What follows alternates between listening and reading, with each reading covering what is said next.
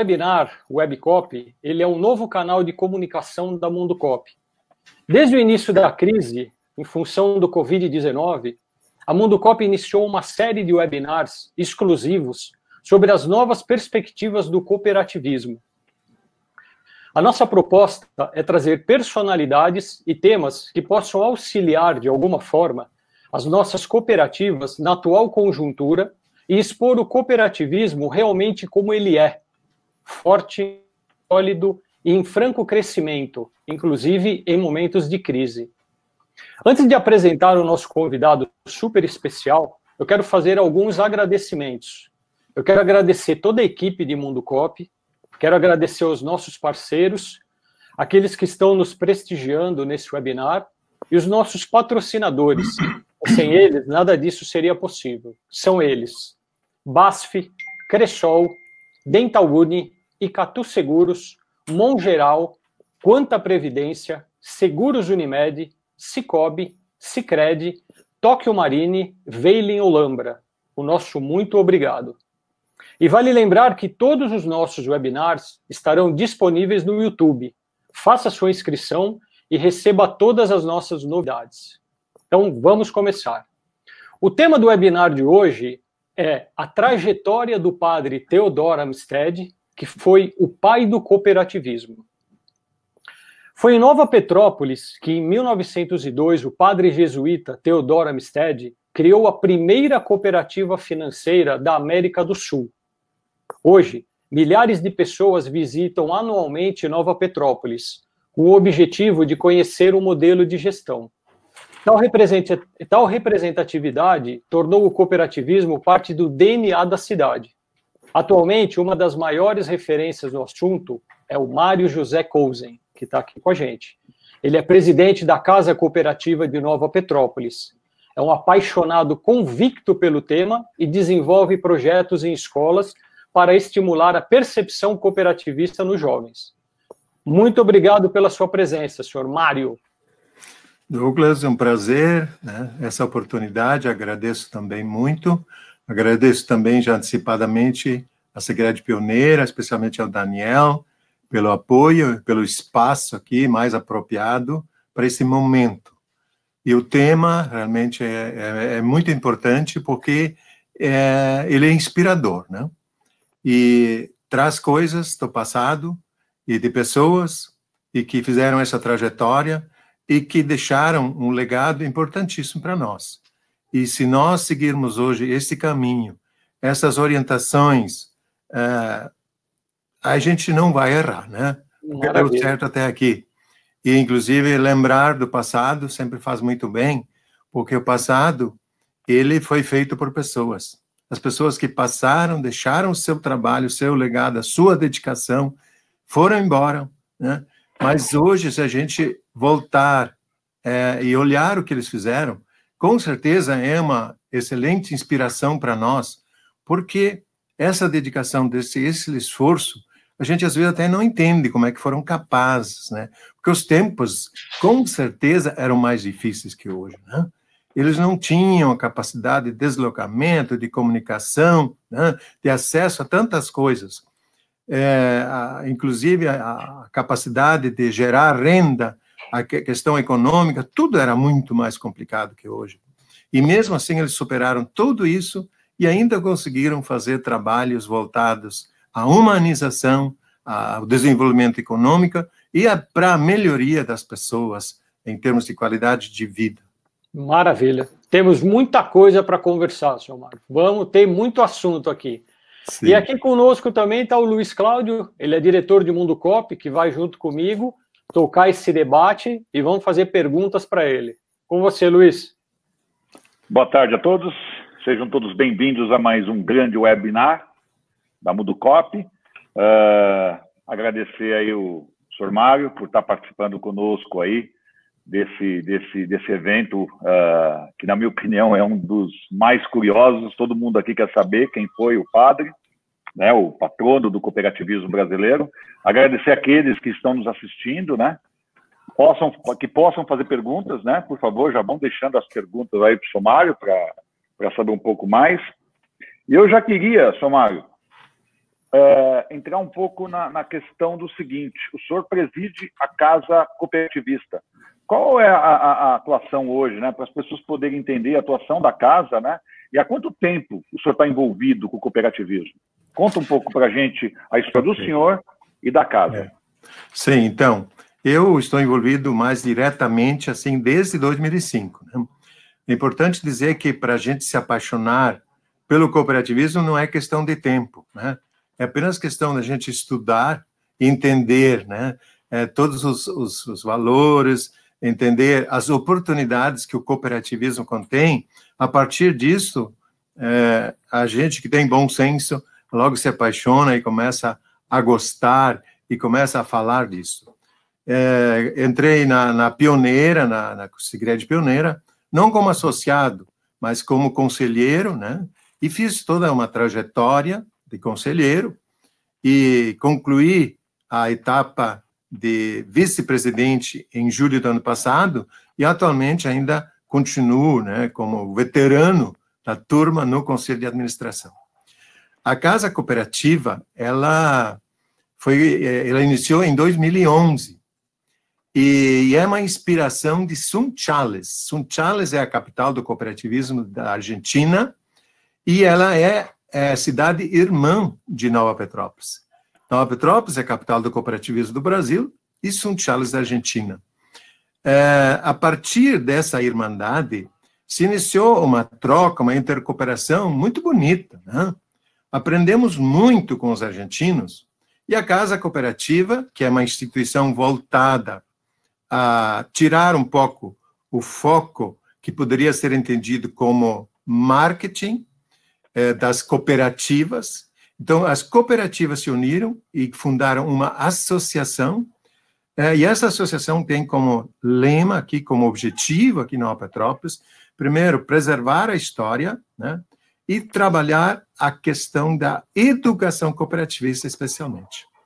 E muitos projetos têm acontecido, como a Casa Cooperativa ficou muito tempo à frente das cooperativas escolares, né, que é um projeto lindíssimo, que também veio desde Sunchales, né, entre outras. Atualmente está se dedicando mais ao restauro da primeira sede própria da cooperativa, que fica lá na linha Imperial, lá onde foi fundado, onde foi realizada a Assembleia de Constituição, no dia 28 de dezembro de 1902, da cooperativa, né? E lá está o prédio histórico, né? E agora está sendo restaurado, ele deve ficar pronto no próximo ano, e lá vai surgir, então, lá uma academia pioneira, né, do cooperativismo. Vai ser um espaço fantástico. Hoje, aquele ambiente da linha Imperial já é incrível, ele é inspirador, ele é sagrado, no meu ponto de vista, porque foi lá que o padre Amstad morou, viveu por um bom tempo, e iniciou todo esse trabalho tão bonito do cooperativismo. Hoje está lá a memória dele como um monumento que ele recebeu em 1942, quando ele já foi homenageado com um lindo monumento. Ele está lá sepultado também, né? Entre outros marcos que tem lá de monumento, por exemplo, o monumento da pedra, aquela famosa frase da pedra no caminho. Então, tem um monumento à homenagem a essa frase, né? A casa onde ele morou, e esta primeira sede própria da cooperativa, que agora vai se transformar numa casa que vai acolher muitas cooperativistas para estudar melhor o cooperativismo e também continuar se inspirando nesse ambiente, nessa energia cooperativista que tem lá na linha Imperial. Maravilha. Todo esse trabalho que vocês fazem lá é bem focado, inclusive, no teu histórico, doutor Mário. O senhor tem todo esse histórico de ajudar o jovem que está começando no cooperativismo. Esse é um trabalho fundamental também, né? Com certeza. Eu sempre acreditei muito no jovem. Eu acho que o investimento no jovem, ele tem muito mais valor, né? Porque ele tem mais durabilidade. A gente investir no adulto, além de ser mais difícil o adulto a entender ou a mudar, o jovem, ele tem um caminho maior. Então, eu acho que o futuro realmente é investir no jovem, né? Vamos trazer o jovem desde o começo dentro desse que ele se ambientaliza nos valores e princípios do cooperativismo, para que ele, quando chega na vida adulta, já conheça isso, não precisa aprender, que no meu caso, só depois de adulto, eu fui conhecer o cooperativismo, né? Fui estudar cooperativismo. Se ele já chega na vida adulta, e quando chega numa empresa, ou ele se torna empreendedor, com todos esses valores do cooperativismo, ele vai ser um cidadão diferente, né? Então, esse projeto que a gente deve aos argentinos, que são as cooperativas escolares, onde o jovem exercita o empreendedorismo, exercita a forma de cooperar, de liderar, é fantástico, muda o jovem, né? Isso hoje nós já temos prova disto. Empresários reconhecem quando chega um jovem que passou por participou desse projeto, é diferenciado. E continuamos hoje também ainda, após as cooperativas escolares, temos também já aqui na Pioneira o Conselho Jovem. Esses jovens egressos das cooperativas escolares que se destacaram, são convidados e formam hoje um Conselho Jovem que se reúne na cooperativa com o presidente, com o vice-presidente, às vezes conselheiros, outros convidados, e eles debatem com iniciativa, com criação, com pauta deles, eles continuam exercitando a liderança, a condução de reuniões, e também de desenvolver ideias e colocá-las em prática também depois lá fora, né? Então, eu sou muito entusiasmado e me emociono com esse projeto, porque eu acredito que, mesmo que não seja em grande quantidade, mas em grande qualidade, nós vamos ter cidadãos diferenciados a partir desses projetos. Muito bem. Perfeito. Legal. Muito bom. Eu tenho agora uma pergunta, agora vamos entrar realmente no tema que a gente colocou aqui, que é conhecer um pouco da história do padre. Como que o cooperativismo ele se transformou hoje em função dessa vinda do padre, da história. Então, agora eu quero perguntar para o senhor, o cooperativismo de crédito, ele, aqui no Brasil, ele nasceu em 1902, foi liderado pelo padre. Conta para a gente como que foi esse início, quais foram as dificuldades dele, que ambiente que ele encontrou aqui quando ele iniciou esse trabalho. Muito bem. O padre Theodor Amsterdam, então, ele é um suíço, né? Ele se criou, foi um jovem sempre muito dedicado ao estudo, ao trabalho. Ele é de uma família religiosa e é muito rigorosa, trabalhadora, mas ele sempre teve grandes aptidões, né, para o empreendedorismo, para a matemática, para números, e ele ajudou sempre no armazém do pai dele desde jovem, e ele fazia as anotações, os registros, né? Começou em seguida a dar aula de matemática para a irmã dele, para colegas de aula, e depois ele ingressou no colégio e se tornou padre em 1883, 1885 veio para o Brasil, né? Como vieram outros sacerdotes católicos e pastores luteranos para dar assistência, inclusive eram apoiados pelo próprio governo, porque na época eram praticamente as únicas pessoas com conhecimentos, né, que tinham condições de passar alguma educação, alguma formação para as pessoas, né? Tanto que se conhece, na época foram criadas muitas escolas e colégios pelos religiosos, tanto católicos como pelos luteranos. Mas o principal objetivo era, então, a assistência religiosa, que também os antepassados, os imigrantes alemães, germânicos que vieram para cá, tinham essa tradição da prática da religiosidade, mas havia falta de religiosos. Então, vieram outros, e ele veio também para fazer esse trabalho da assistência religiosa eclesiástica. Porém, chegando aqui, encontrou pessoas muito atrasadas, né? Muitas coisas tinham se perdido nesse tempo, do início da imigração, que foi em 1824, até a chegada dele. Já estava acontecendo a terceira geração, praticamente aqui no Brasil, e as pessoas estavam com muita falta de educação, desorientadas, pobres, questão econômica muito ruim, né? E ele entendia que se ele só quisesse se dedicar à questão da religiosidade, né, não seria suficiente. Ele precisaria trabalhar também a questão econômica. E ele via no cooperativismo, que ele conhecia já na Europa, né, conheceu, ele se formou padre, muito próximo na Inglaterra, né, muito próximo de Rochdale, onde foi o início do cooperativismo. Então, ele via nessa condição uma oportunidade que geraria um desenvolvimento, especialmente na questão do cooperativismo financeiro, para que houvesse uma melhor circulação do dinheiro, não? Porque as pessoas que tinham dinheiro ou guardavam em casa, não acontecia nada. Outras precisavam algum dinheiro para iniciar, para comprar sementes, para comprar terra, ferramentas de trabalho, e não tinham como, e, consequentemente, não poderiam desenvolver, não geravam nada e nada acontecia, estava tudo parado. E ele começou a falar dessa importância. Criou primeiro uma associação de agricultores, de colonos, e a partir disso ele, então, conseguiu depois, finalmente, em 1902, convencer, né, de que esta forma do cooperativismo financeiro mudaria a situação, né? E isso foi uma prova tranquila, né? Quando iniciou a cooperativa constituída e começou, as pessoas depositaram o dinheiro, e as pessoas que precisavam comprar alguma coisa, né? Uma ferramenta de trabalho, uma vaca de leite para gerar qualidade de vida, sementes e assim por diante, as coisas começaram a mudar e o desenvolvimento começou a acontecer.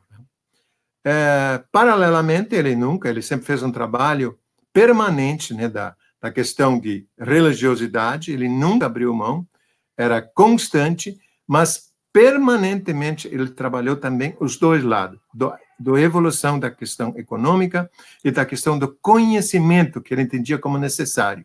Ele dizia que a pessoa sem conhecimentos não tem horizontes. A educação é a estratégia do sucesso. Assim por diante. Então, ele trabalhava muitas essas questões. E também, sempre das pessoas trocarem, conversarem, né? Ele chamou as mulheres para participar. Imagina, naquela época, reuniu católicos e luteranos, né? Ele era um ecumenista, né? Então, era um homem muito à frente do tempo, né? A partir da cooperativa constituída aqui em Nova Petrópolis, né? E ele imediatamente surgiram resultados positivos, ele não permaneceu aqui. Pegou a mula dele, foi o único meio de transporte que ele teve aqui no Brasil, né, diferentemente da Europa, onde ele viajava já de trem de um país para outro, né? Aqui não, foi uma mula com a qual ele fez 160 mil quilômetros andando no Rio Grande do Sul para ajudar pessoas, criar cooperativas, né? E ele foi, então, começando ao entorno aqui da região de Nova Petrópolis, Vale do Taquari, e foi criando cooperativas, e foram outras 37 cooperativas criadas por ele, né, de crédito, aqui no Rio Grande do Sul, no período que ele teve condições de atuar. Nossa, que história bonita, né? E bem desbravadora, né? Bem interessante. O que evoluiu, Sr. Mário, o cooperativismo nesses últimos anos? Depois dessa, vamos chamar de semente plantada em 1902, o que evoluiu? Sim, o começo, evidentemente, ele foi lento, né? Mas de muita confiança. E a grande dificuldade foi quando, em 64, quando surgiu a questão da ditadura militar, né? E que não acreditaram no cooperativismo, inicialmente, inclusive acharam uma forma que poderia comprometê-los e colocaram uma série de dificuldades, como proibiram as reuniões, as assembleias, proibiram as cooperativas que tivessem outro espaço de atendimento, que não fosse só a sede, não poderia ter outro ponto de atendimento, proibiram cobrança de juros em números que ficavam abaixo da inflação, né, da época. Isto fez com que muitas cooperativas tiveram que encerrar suas atividades porque consumiam o seu patrimônio e não tinham mais condições. Inclusive, isso gerou visto como cooperativas que teriam quebrado, né, por má gestão, e não era a questão. Mas as pessoas não entendiam e se sentiram lesadas por isso, né? Então, hoje se encontra ainda pessoas que têm essa marca, né? Mas depois do período da nova Constituição brasileira, onde a Constituição conseguiu alguns artigos que deu apoio ao cooperativismo, então ressurgiu o cooperativismo. Então a gente pode dizer que o cooperativismo de crédito no Brasil, ele tem pouco mais de 30 anos, não? E neste período ele teve um crescimento fantástico. Surgiram os sistemas, né, que se uniram, que é uma forma muito bonita de intercooperação, né? Eu diria assim, para quem não sabe o que é um sistema, seria uma cooperativa de cooperativas, onde elas se autoajudam, elas conseguiram reduzir muito custos, porque compartilham uma série de custos, né, como o sistema de comunicação, o sistema de informática, né, e a divulgação, cartões e tantas coisas, né, que individualmente hoje não seria possível. Então, a partir disso, o cooperativismo evoluiu, está hoje num caminho muito bonito, né, e faltando alguns detalhes, eu acredito que daqui a alguns anos as cooperativas de crédito possam atingir, que seria um sonho, né, um sonho meu, que eu falo há muito tempo, de ter de 10% ao menos de participação no mercado financeiro brasileiro. Aí seria uma revolução, né? Seria mexer realmente com as grandes instituições bancárias e também que seria mais capacidade de transformar. Porque hoje as cooperativas já estão em tantos lugares que os bancos não querem estar, né? E as cooperativas estão lá fazendo o seu trabalho, né, de pequena, de formiguinha, ensinando as pessoas, participando da educação financeira e tantas coisas, né, tendo ações sociais, intervenções, ajudando professores através de programas que tem voltado à educação, e é tanta coisa bonita acontecendo que a gente precisa explicar por horas, né? E então só entusiasmo, no meu ponto de vista, só coisa boa. As coisas a corrigir que existem, sempre tem, né? Mas são tudo possíveis. E com pessoas bem intencionadas, com mais jovens chegando, assumindo as lideranças, com uma boa formação, como a gente está preparando jovens, eu acredito que a coisa vai cada vez ficando melhor. Eu tenho o senhor estava falando eu acho que tudo isso faz parte do crescimento do cooperativismo. A gente junta todas essas particularidades que o senhor está falando, eu acho que o crescimento é inevitável. Eu estou com uma curiosidade aqui, quando o senhor estava falando do padre, naquela época do padre, ele já tinha algumas ações que ele estava muito à frente do tempo. Eu anotei 3 tópicos aqui que eu achei fantástico. Ele estimulou a participação feminina, afirmando que suas opiniões eram igualmente importantes, isso naquela época. O padre também ele era um defensor de questões ambientais. Ele dizia que era preciso cuidar da natureza. Se derrubasse uma árvore, era preciso plantar outra. E também uma outra que eu achei muito interessante, ele era muito assertivo na identificação de líderes, que ele motivava e ele tinha essa capacitação. Eu queria entender, naquela época, esse diferencial, como que as pessoas enxergavam isso no padre? Então, esses assuntos, né, inclusive para ele, né, se a gente lê sobre a história dele, se a gente lê a autobiografia, ele escreveu um livro no final da vida dele, ele faz pouca referência ao cooperativismo, né? Para ele, a grande realização dele não foram as cooperativas que ele criou. Foram outras obras que, para ele, foram mais realizadoras e mais importantes para a ajuda das pessoas que tinham necessidades especiais. A primeira voltada à educação, né? Então, ele criou, por exemplo, uma escola para formar professores, que era uma carência, no interior, principalmente, né? Quando começou a migração, aqui no Rio Grande do Sul para o interior do estado, e as novas comunidades foram desenvolvidas, e as pessoas com o conhecimento da cooperação logo se organizavam, construíam a igreja, a escola, o salão da comunidade, mas faltava o professor. Com essa escola de professores, formando professores, ele resolveu esse grande problema, né? Outras obras que ele fez e que foram de uma importância, né, e de uma humanidade que eu sempre me emociono quando eu lembro disso. A mais importante foi o leprosário. A doença lepra foi uma doença que hoje se conhece, mas ela não atrapalha mais. Mas era uma doença muito triste, incurável, altamente contagiosa, e as pessoas que eram contaminadas não tinham espaço para ficarem. Em hospitais não podiam acolhê-los, e em casa, dependendo, iam contaminar todos os familiares. Então, eles eram verdadeiramente enjauladas num lugar que não tivesse contato humano mais. Era muito triste isso. Então, o padre, evidentemente, sempre com a ajuda de lideranças, com o próprio governo do estado, construiu um leprosário, onde esses doentes foram acolhidos e cuidados por pessoas preparadas para isso. Em cima dessa questão, sobraram os filhos órfãos de pais leprosos.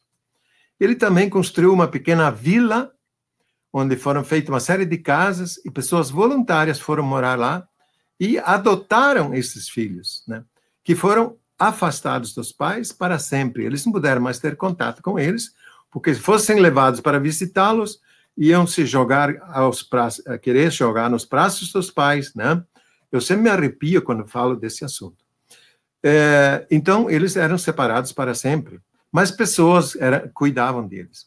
Outras obras, ele construiu um asilo, né? Por que um asilo naquela época? Porque tinham pessoas, algumas pessoas ficavam, chegavam a uma certa idade e ficavam solitárias, não tinham uma aposentadoria, né? E não tinham dinheiro, e ficavam sem condições. Então, este asilo acolhia também essas pessoas, como também acolhia pessoas com problemas mentais, né? E tantos outros projetos que ele fez, que ele enxergava, né? Padre Amstad, ele era um visionário. Ele parecia que ele olhava sempre de cima. Como outro dia, uma universitária escreveu assim, num trabalho que ela fez sobre ele, que o Padre Amstad tinha uma visão panorâmica. Ele percebia os problemas que aconteciam, especiais, ele se deslocava até lá mobilizava lideranças e aí resolvia os problemas. Um dado momento, ele identificou que com essa migração para o interior, muitas parturientes morriam na hora do parto, por falta de assistência, não haviam médicos nem hospitais. E ele contratou um médico, o Dr. Schlatter, era o sobrenome dele, um médico alemão, residia em Estrela, uma cidade que fica aqui no Vale do Taquari.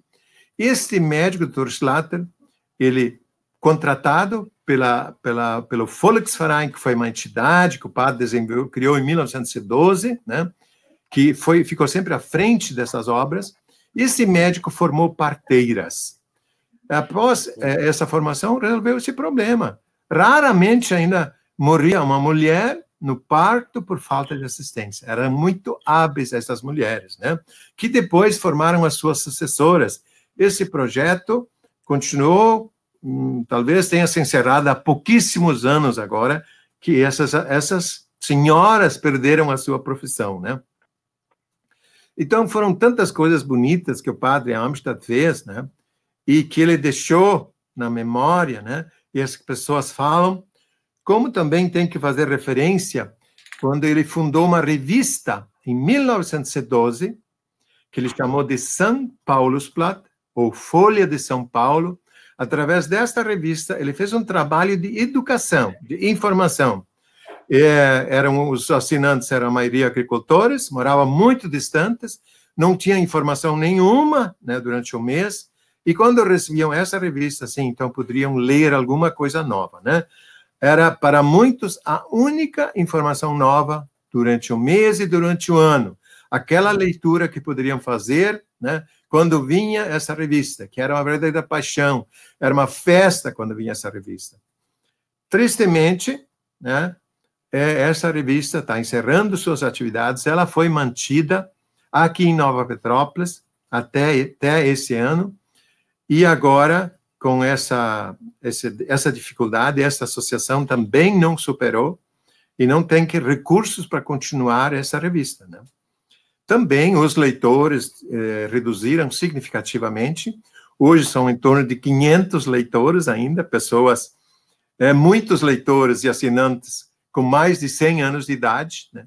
Então, evidentemente, algumas coisas têm começo, né, meio e fim, mas ela deixa uma história muito linda, muito bonita. São revistas que muitos guardam com muito carinho, como um verdadeiro tesouro. E eu queria saber dessa revista, seu Mário.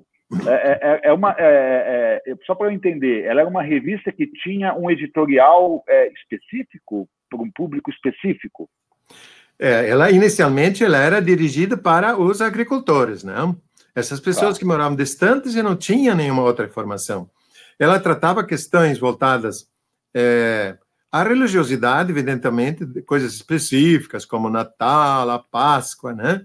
Mas muitos assuntos que os colonos pudessem aprender, voltados à agricultura, por exemplo, à cultura, ao meio ambiente, né? Falamos há pouco que o padre Amstad era um defensor do meio ambiente. E ele dizia que próxima por exemplo, a um afluente, a um rio, não se devia derrubar árvores, né, para que preservassem a água, né? Esses assuntos, inclusive, essa revista, ele trazia anúncios fúnebres, né, notas de falecimento, porque na época a comunicação não existia, não tinha forma de as pessoas ficarem sabendo, por exemplo, quem se mudou aqui da região próxima à Grande Porto Alegre para o extremo do Rio Grande do Sul, extremo oeste, a divisa da Argentina, ou até ultrapassando o Rio Uruguai, no oeste de Santa Catarina, no caso dos meus pais, não tinha informação mais dos parentes que ficavam aqui para trás. E, às vezes, alguém falecia e eles não ficavam sabendo, a não ser através dessa revista. Então, tinha uma página lá, nem que fosse 2 ou 3 meses depois, via um anúncio do falecimento, e assim, eu recordo muito bem que meu pai, 3 meses depois, dizia, olha só, meu tio faleceu, está aqui o anúncio. Então, eram informações úteis, né, para esses agricultores. Inclusive, tinha uma página de humor, né? Aliás, uma característica do padre Amstad era o bom humor, né? Que é um fator positivo do líder, né? O líder brabo, né, ele tem mais dificuldade, né? O líder com bom humor, ele tem mais sucesso no exercício da sua liderança. E ele tinha isso. Então, essa revista tinha uma página de piadas, né? De humor, de histórias, né, interessadas, engraçadas. E tantos assuntos de interesse, né? Na época, não tinha nenhum assunto que não fosse de grande interesse de todos os agricultores, né? As pessoas, a história digamos assim, muitas histórias das imigrações, né? De imigrantes que escreviam descreviam a sua viagem, de muitas dificuldades. Então, muitas histórias, a gente pega revistas antigas, ali tem descrito como é que foi a viagem, desde a partida da Alemanha ou da Europa até a chegada aqui. São histórias tristes também, né? E outras mais. Eu li já histórias incríveis. No período da guerra, quando houve a perseguição dos alemães, aqui no Brasil, no Sul, principalmente, histórias daqueles que foram perseguidos e que sofreram, e depois tem esses relatos, que impressiona muito, muito triste foi isso também, né? Mas é história, então ela também contava muita história. E me fala uma coisa, senhor Mário, vocês fizeram aí, em Nova Petrópolis, vocês construíram um memorial para o padre, vocês construíram um museu, que eu tive o prazer de visitar, com peças antigas e tudo mais, com essa história maravilhosa.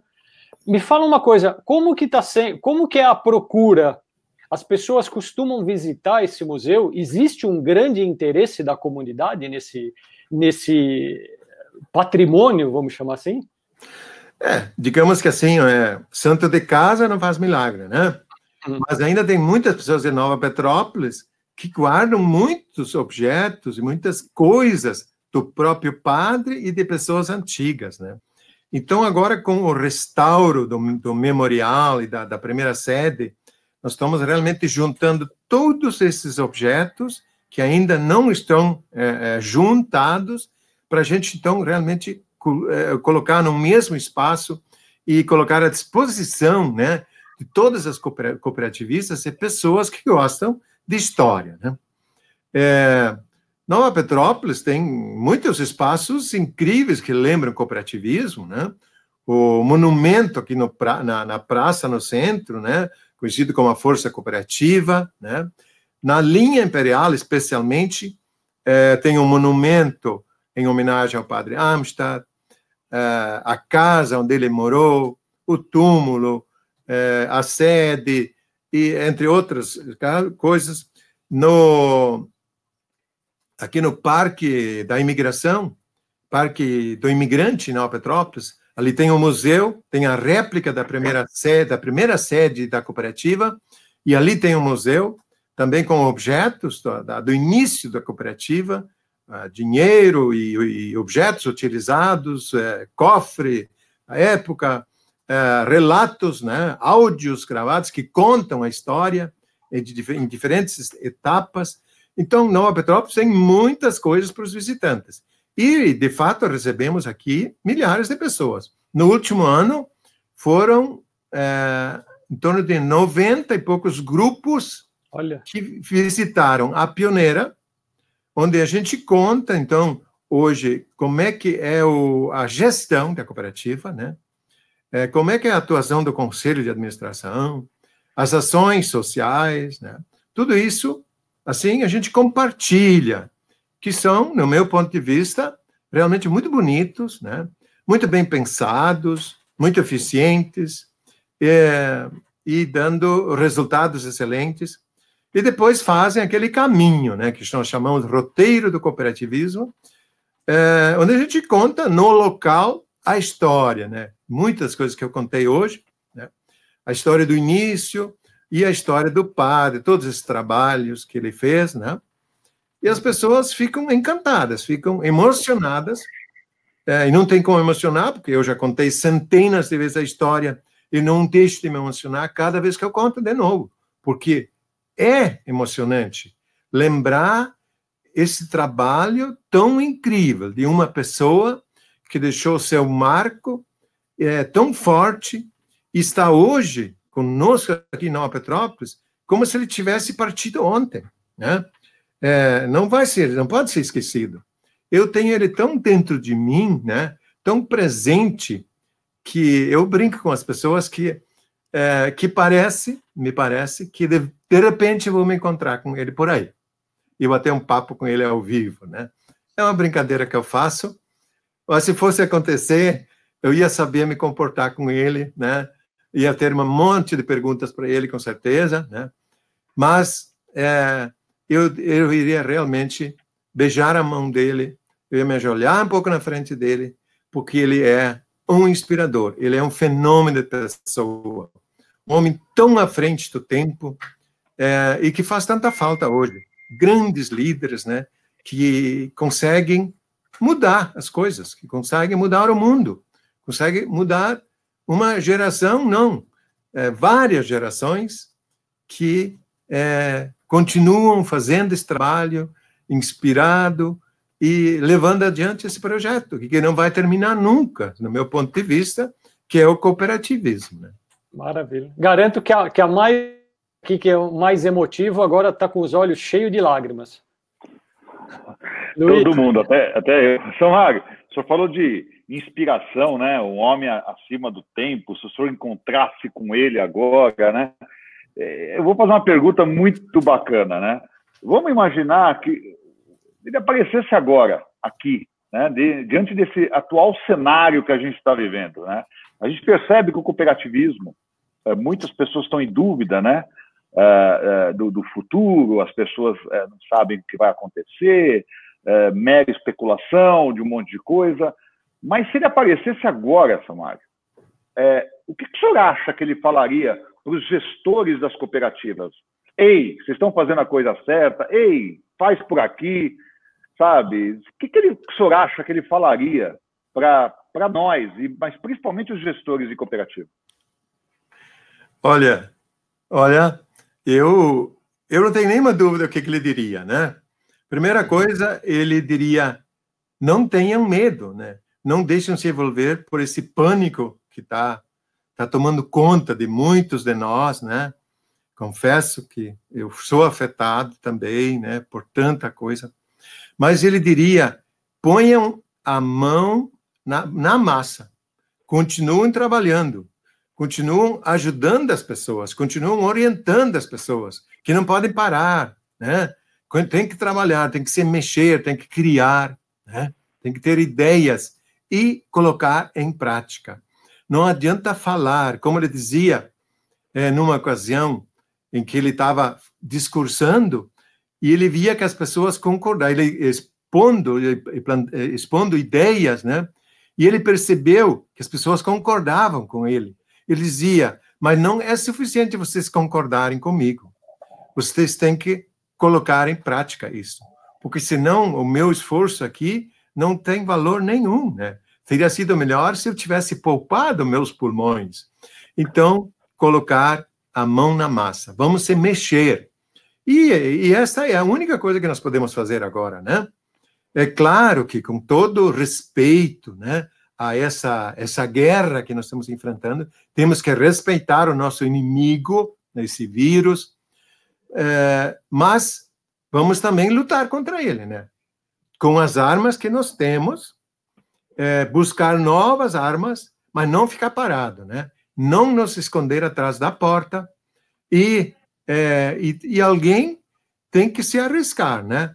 Se vai custar a vida, a guerra, sempre alguém vai perder a vida.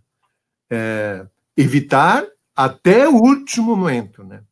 Mas esse é um sentimento que eu tenho e que eu acho que o padre Amsterdam estaria o seguinte, ele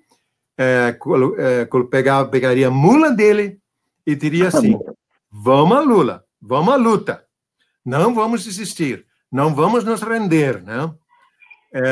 Vamos pegar nosso cajado, a nossa bengala, e vamos brigar com quem precisa ser, né, afastado, e vamos ajudar, nos juntar para sermos mais fortes, porque juntos somos fortes, juntos somos invencíveis. Perfeito. Perfeito. Senhor Mário, recentemente, o padre, ele foi considerado, até uma lei, o patrono do cooperativismo. Isso foi amplamente divulgado, inclusive na Mundo Coop, foi uma ação maravilhosa. Que benefícios isso trouxe para o padre, para a região?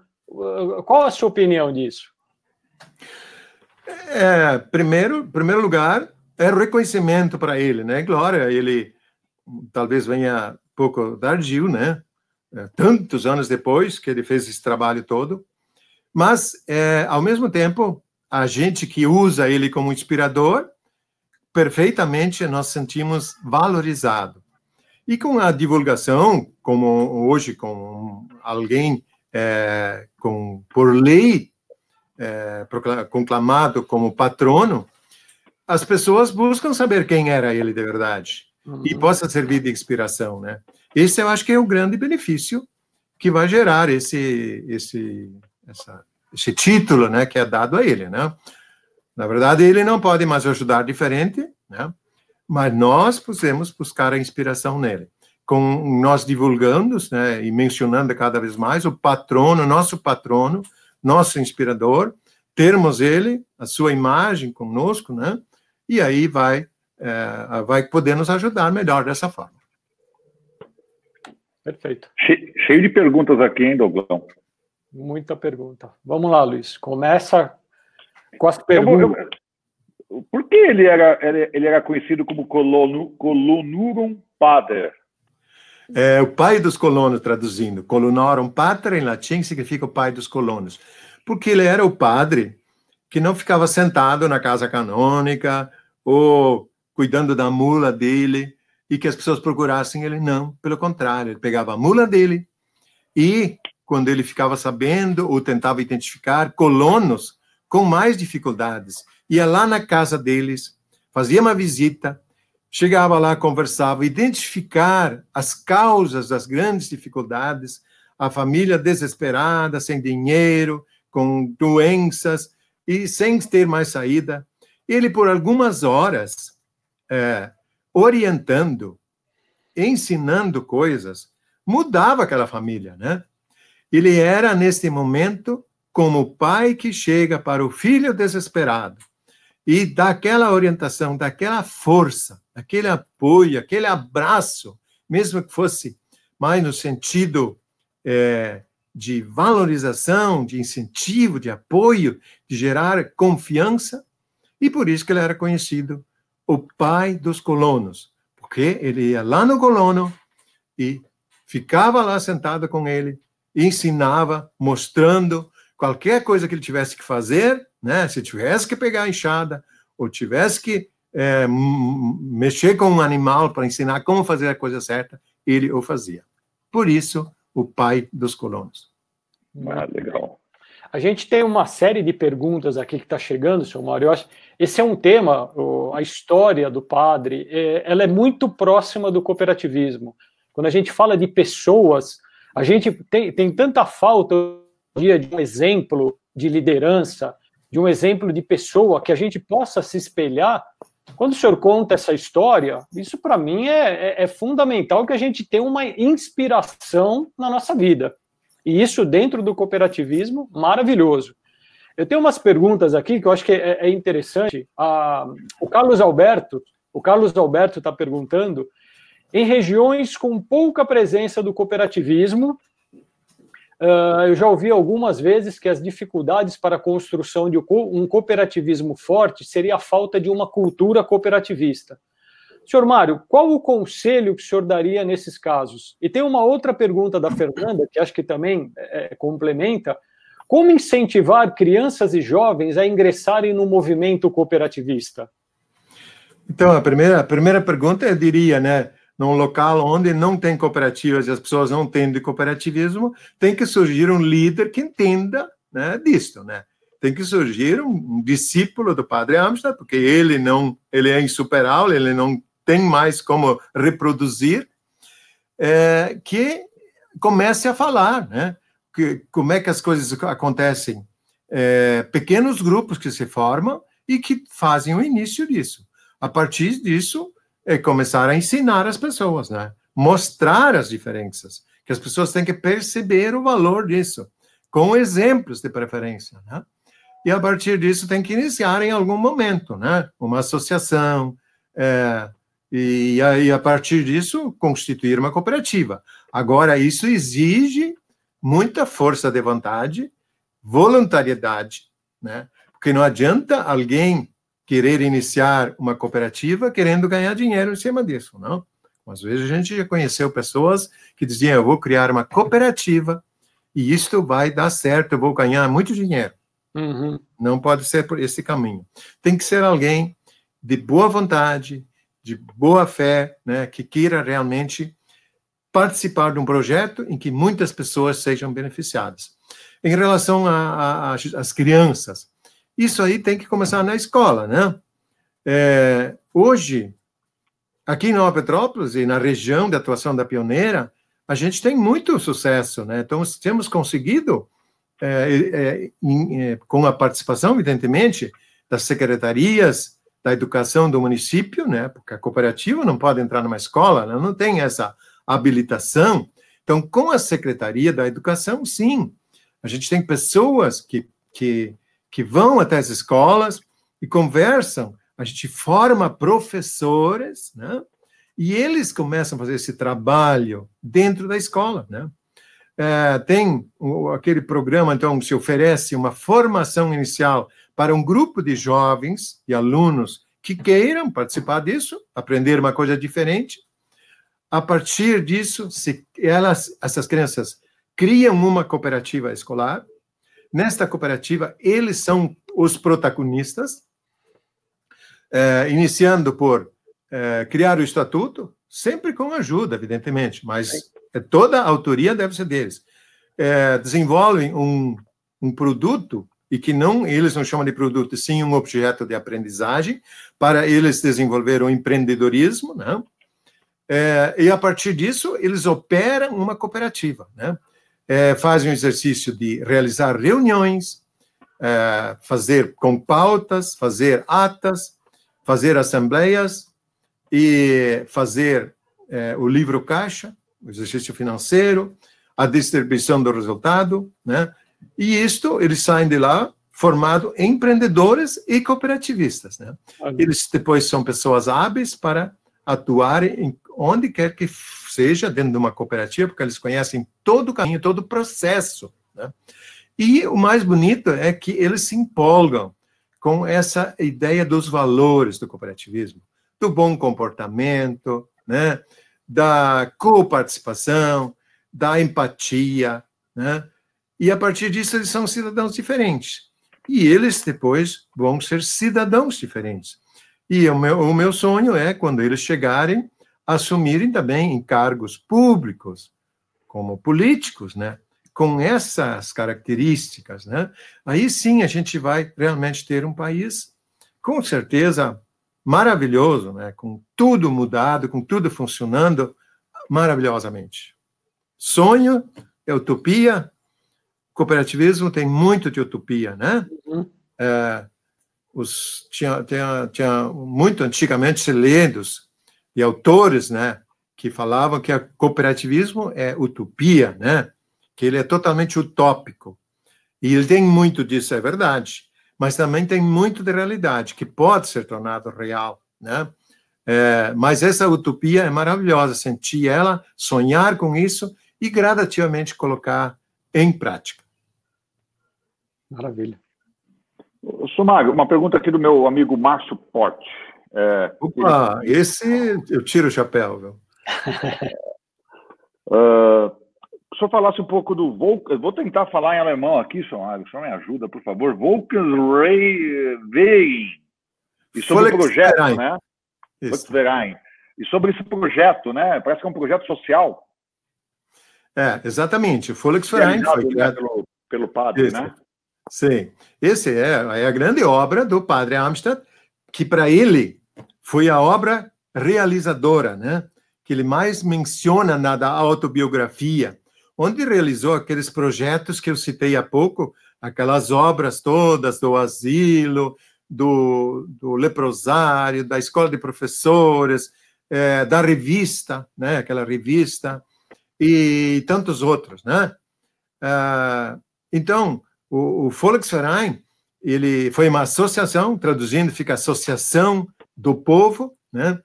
E esta obra, ela foi forte, principalmente no interior do Rio Grande do Sul, atingindo outros estados, e foi uma entidade muito respeitada, né?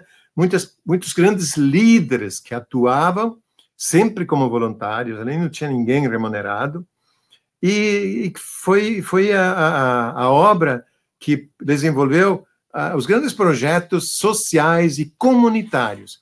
Foi a entidade que organizou as comunidades no interior, né, para que elas funcionassem mais cooperativamente, né, mais solidariamente. As pessoas entendiam que quem vive em comunidade, quem vive num local, tem que se ajudar, tem que se fazer junto, construir a igreja, a escola, a comunidade. Quando tem um problema na escola, tem que ir lá juntos resolver isso, que o problema se resolve em casa, e lá onde eu moro, e lá tem que ser um lugar bom, e que tem que fazer isso, não esperar que o prefeito faça.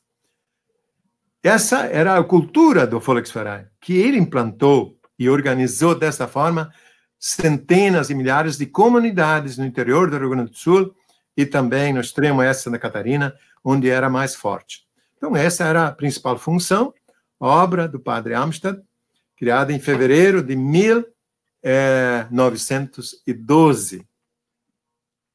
Só para registrar aquela pergunta do Colorum Pater, foi do nosso amigo Thiago Schmidt, presidente da Sicredi Pioneira, está mandando um abraço aí para todos os presentes aí também, nosso grande amigo Thiago. Que história, hein, senhor? Verdade. Verdade. Tem muita história aqui do cooperativismo. Quando a gente escuta essas histórias, isso daí incentiva a gente a continuar, a saber que a gente está no caminho certo e ver que a gente tem um futuro pela frente. Mudar, principalmente, essa parte das crianças. Não adianta a gente impor. A gente tem que fazer como vocês fazem aí. É educação. A gente tem que devagar colocar isso na cabeça das pessoas, das crianças, para elas se tornarem adultos que realmente vão trazer um benefício para a sociedade. Seu Mário, eu quero parabenizar muito o senhor, essa sua explicação, essa sua história, trazendo o padre, eu acho que incentivou muito a gente, incentivou muito quem está assistindo. As pessoas começam a enxergar o cooperativismo até de uma outra maneira, porque esse é o espírito do cooperativismo. Então, a gente sabe que a gente está no caminho certo. Quero te agradecer muito, foi um webinar fantástico, a gente falou coisas interessantíssimas. Infelizmente, o nosso tempo está chegando ao fim. Quero agradecer todo mundo que esteve assistindo, as perguntas, depois nós vamos mandar as perguntas para o senhor Mário, ele vai responder para a gente. Sim, ninguém vai ficar sem resposta. Muito obrigado, senhor Mário. Queria uma palavra final do senhor para a gente encerrar esse debate, uma frase inspiradora, que o senhor encerrasse com tudo isso que a gente veio falando aqui nessa 1 hora de debate. É difícil dizer em uma frase uma palavra. Tudo que eu sinto e tudo que eu percebo em relação ao cooperativismo, as oportunidades e tantas coisas que nós poderíamos desenvolver através do cooperativismo. Mas, assim, as pessoas têm que realmente estudar cooperativismo, entender cada vez melhor, buscar entender e atuar e participar, né?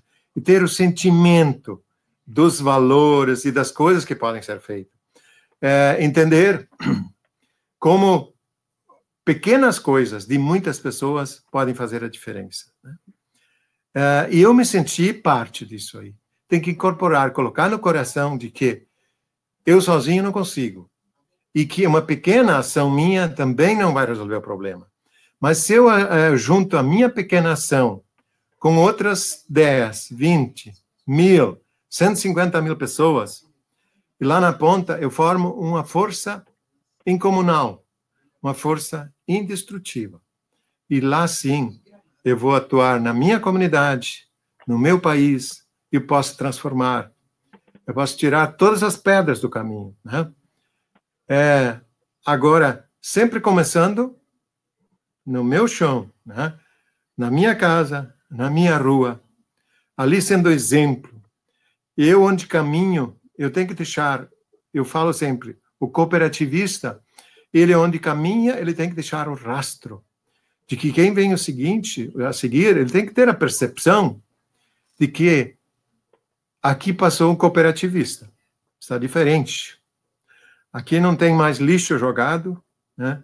Aqui não tem árvore destruída. Aqui o meio ambiente está a ser cuidado, né? Aqui não tem palavrão, né? Aqui eu respeito o próximo. Aqui eu digo bom dia, meu colega, meu irmão, meu vizinho, né?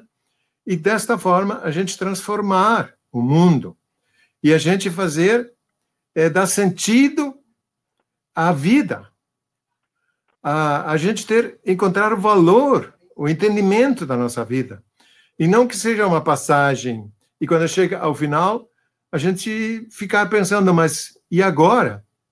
Passou já, acabou e foi só isso? Não é possível. Temos que deixar alguma coisa. Isso vai ser desta forma. Se eu sigo os valores, os princípios do cooperativismo, todas as coisas boas que ele nos inspira, e eu tenho que viver e deixar transparecer. Eu tenho que ser exemplo. E aí eu realmente vou ser alguém que, como Padre Amstad, deixa a sua marca, né?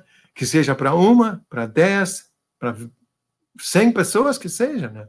Se elas perceberem em mim uma pessoa diferente, uma pessoa melhor, e que elas também tenham a sensação boa através disso, e aí se mudam e se transformam para melhor, e aí sim, minha vida teve sentido.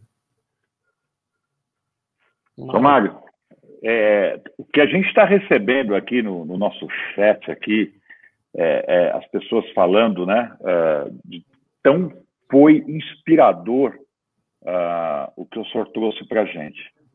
Eu, junto com o Douglas, em nome da Mundo Cop, a gente queria agradecer, eu acho que em nome do cooperativismo, acho que aí em nome do cooperativismo, a gente queria agradecer a presença do senhor.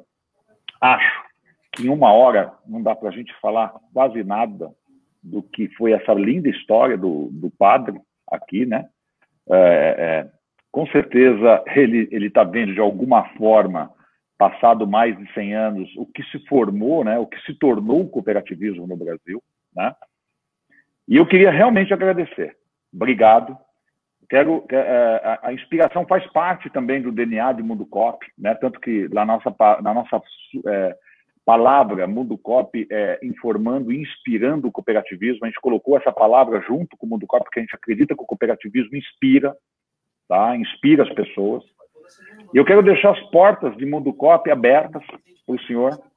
Eu acho que a gente precisa trazer o senhor num outro evento para falar mais um pouco dessa história maravilhosa. A gente retratou isso na revista, retratamos agora ao vivo, mas eu acho que a gente precisa futuramente chamá-lo para a gente conhecer um pouco mais dessa grande história inspiradora, tá? Muito obrigado mesmo, Sr. Mário, por ter participado desse evento com a gente. Olha, não precisa agradecer, faço isso com o maior carinho. Eu acho que se isso servir para alguém, para o bem, então eu realmente, se pude ajudar um pouquinho, né? Eu me sinto muito bem, me sinto realizado e que eu fiz um pouco, né? E a gente, efetivamente, tem mais coisas para contar. E eu gostaria aqui, publicamente, não sei se pode fazer um convite. Nós temos muitos jovens aqui que são seguidores do Mundo Jovem. E eles, inclusive, entre eles, divulgam coisas que saem lá no Mundo Cop, né, na revista. E, de repente, poderiam convidá-los. Eu também me submeto com eles. E vocês ouvirem eles também, né? Como é que eles estão enxergando com 17, 18 anos, 20 anos, como é que eles estão enxergando o cooperativismo, que passaram por esse processo das cooperativas escolares, são atuantes, e como é que eles estão enxergando, né? Que eu sou um velho apaixonado, que me emociono, mas e eles, né? Se eles também pudessem falar para os cooperativistas do Brasil, uma oportunidade deles para mim exercitar a sua comunicação e tudo, eu acho que eles vão aceitar, né? Mas, de repente, seria mais uma oportunidade para a gente também divulgar e ver um outro ponto, né? Não, com certeza. O senhor aceitou o nosso pedido. Nós, de Mundo Cop, vamos aceitar esse pedido, sim. Nós vamos querer trazer jovens aqui para falar do ponto de vista deles, o que eles acham do que é o cooperativismo. Excelente ideia, nós vamos fazer isso. Beleza. Senhor Mário, muito obrigado. Obrigado mesmo. Agradeço todo mundo que esteve presente.